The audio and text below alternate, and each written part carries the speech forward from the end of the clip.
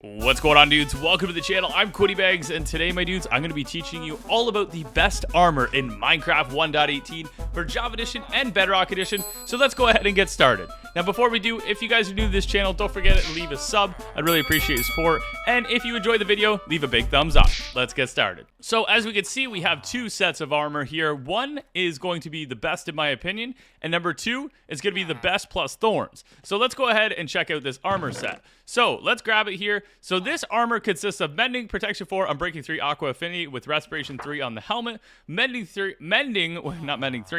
Protection 4, and Unbreaking 3 on the chest plate. Now the chest plate and the leggings are identical, Mending, Protection 4, and Unbreaking on each. And then with the boots, this is where things change up a little bit. The boots actually have Mending, Protection 4, Unbreaking, and then they have Depth Strider 3, Feather Falling 4, and Soul Speed 3. So these have a different variety here. Now this is my favorite set of armor, but if you want to add something, you can add thorns. Now you might be wondering, what does thorns do? Thorns, basically, when you take a hit, it hits them back. So this is the same set of armor, but with Thorns 3 on everything. So that is the second set of armor, best in my opinion. And then the third set of armor consists of one change. Now, instead of actually having Depth Strider 3 on the boots, you have Frostwalker 2. And we're going to be comparing Frostwalker 2 compared to Depth Strider 3 in just a few moments, but that is the difference there. Now, let's go ahead and actually test out what the difference of having thorns on and not having thorns on is. So let's grab the thorns armor, and then we'll grab the regular armor, and let's go test this. All right, so right now I have the regular armor on, and as you can see, the skeleton's shooting me. It's barely doing any damage because this armor is so OP. Let's take the armor off, and let's throw on the thorns armor. So thorns, as you guys can see, when you get hit, it actually does damage back to the actual mob, whatever is attacking you, or if it's a player, whatever is attacking you, it's going to do damage back to them. So that's the difference between the best armor, in my opinion, and the best armor, in my opinion, with Thorns 3 on it.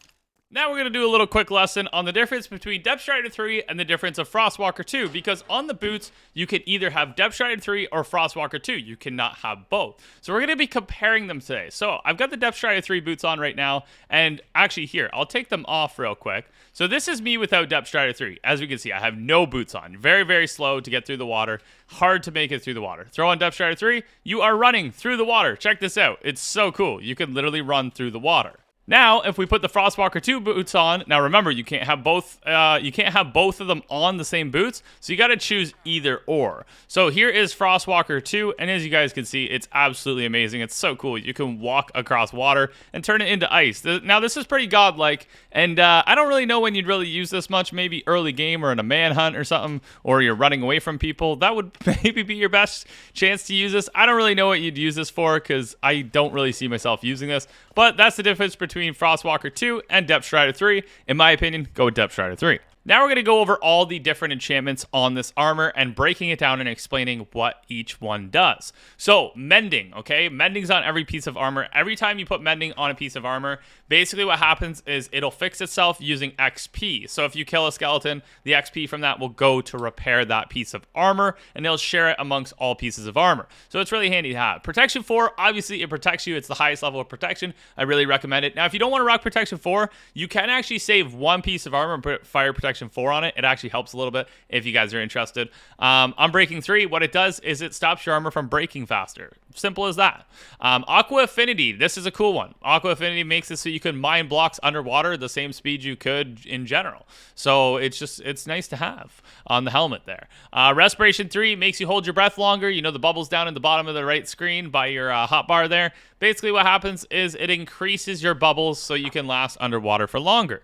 Now, going down to Thorns 3, we already tested Thorns 3, so you know. So those are all the different pieces for the helmet. Now, moving down to the chest plate has Mending with Protection 4 on Breaking 3. We already went over all those. And then, of course, we go down to the netherite boots. So the boots have a lot of different variety compared to the chest plate and the leggings. We can actually get Feather Falling 4. What its Feather Falling 4 does, it's great. Basically, if you land your elytra on a hard crash, you're going to survive. So you can jump from high heights and basically survive. So depending on how high you jump from. So it comes in handy to have Feather Falling 4, and I really recommend that huge. Frostwalker 2, we just tested out. We learned what that was. And Thorns 3, we already know. So the boots are pretty simple. Now, the last thing we haven't checked out is Soul Speed 3.